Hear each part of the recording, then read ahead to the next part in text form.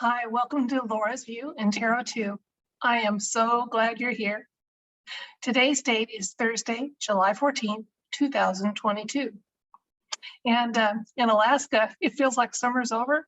We're only in the 60s today with lows in the 50s tonight. And it's getting dark for a couple hours too. So the times, they are a changin', as the song used to say. Well, tonight I wanted to ask your indulgence as I go down a little bit of a rabbit trail. As usual, it won't be incredibly deep or disturbing. I just want to see if the cards bear out something that's been on my heart. And so I will explain. There's a sociological theory called the 100th monkey.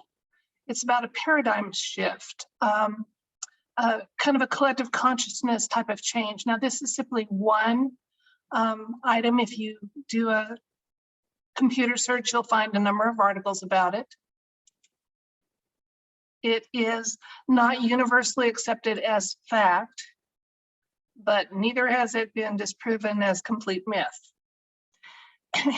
And what the theory says is that at some point when a group has knowledge and awareness, there's a tipping point that's reached in the collective conscious.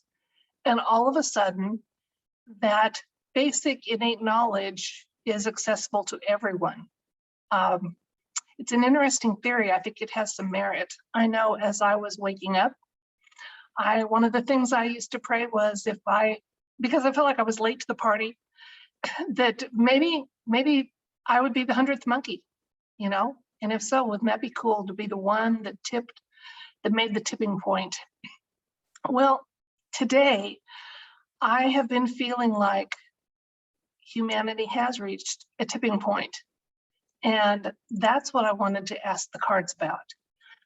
Without getting into specifics, because I don't want to get in trouble, think about the places on our planet where there is currently unrest because of bank closures, restrictions on land use, you name it. Okay, but there's a lot, even though it's not making the mainstream news, and that's, I believe, very deliberate. Enough of it is coming into the consciousness that I think people are realizing from one end of the globe to the other, from north to south and east to west, that they're not alone in feeling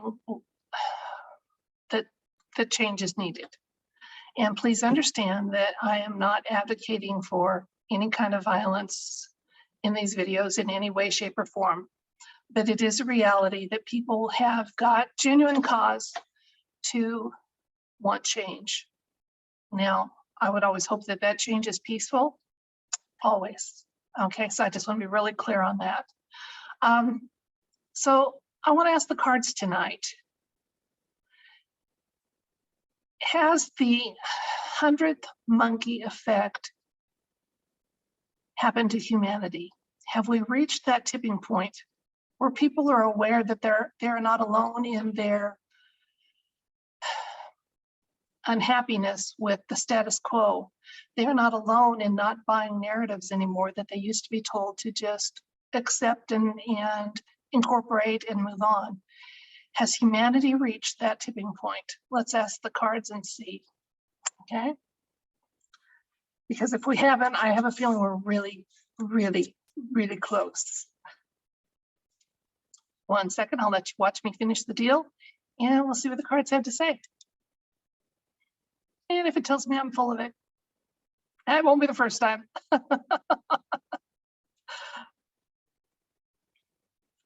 Okay, has humanity reached that tipping point, the 100th monkey effect, as far as knowing that change is needed, that it's on the way, that it's possible, that it's doable, and anything else that the universe wants us to know that might apply to this basic question?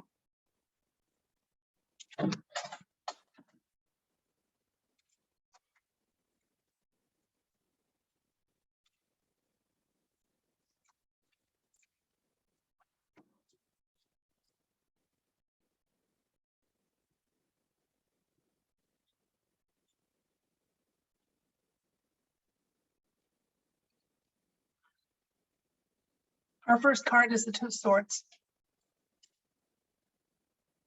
Then the Three of Swords. We have the Eight of Cups, the King of Wands, the Three of Swords, Eight of Wands, and Nine of Wands. Interesting.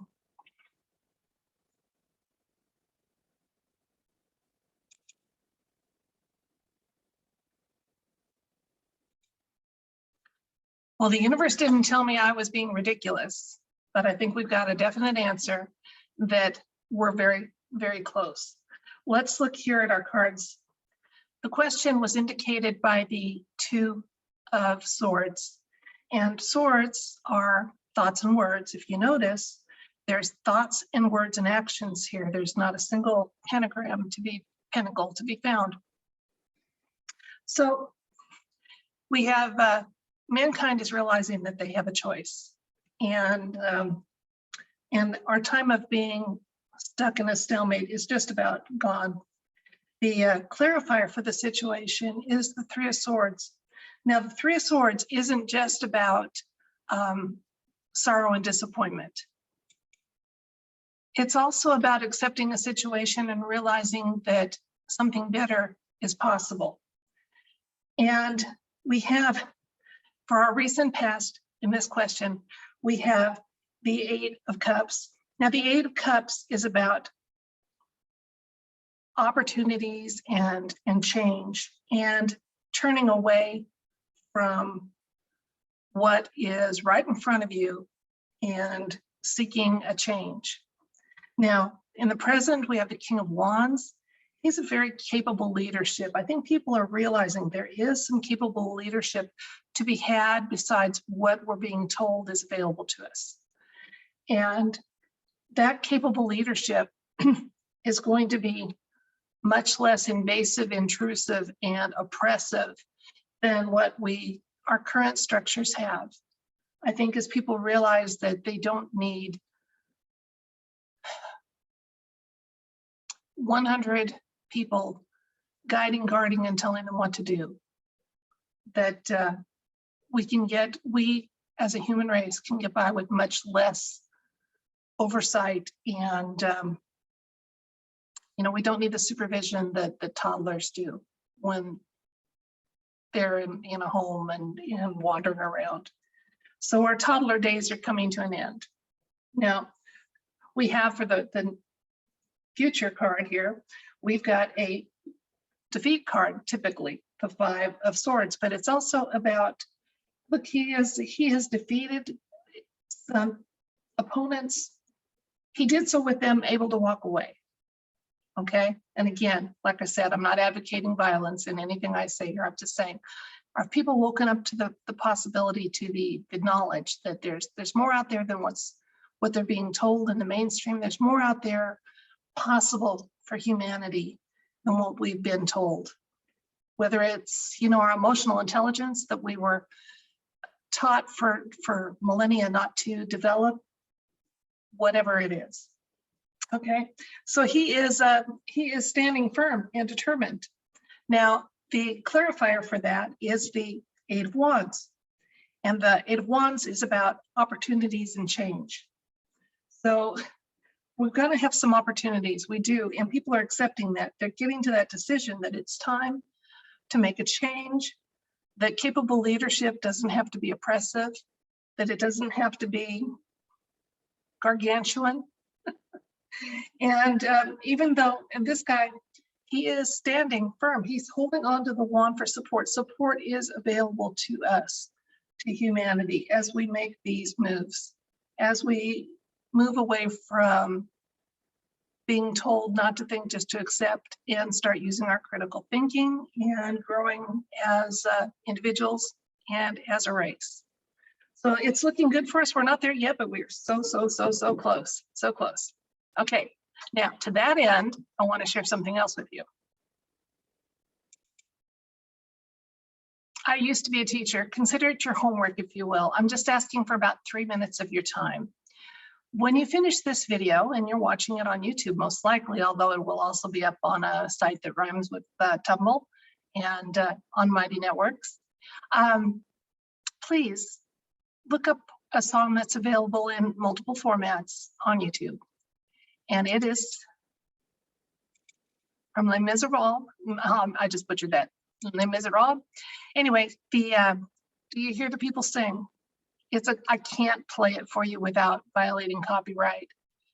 I want you to take the 3 minutes, 37 seconds it takes to listen to that, read the lyrics, and think about all the places where ordinary people who merely want to raise their family and not be subjected to draconian measures and oversight are saying enough, enough. So think about those places as you watch this. Then, one little point of clarification. The French Revolution, which is where that play was set in, they did manage to wrest the control of their country from the aristocrats that they resented and wanted to be free of. They did it without the planning. They did it without the means to sustain what they had. And our white hats learned from that. And that's why change is happening slowly and methodically and in a very well thought out way. Because this time, when humanity has their own reins, they are not going to have to give them up. And that's a fabulous thing. So, can you hear the people sing? I can. That's it for this video. Your time is precious and you've spent some of it with me, and I don't take that for granted. Thank you so much. Have a wonderful night. I'll see you again soon.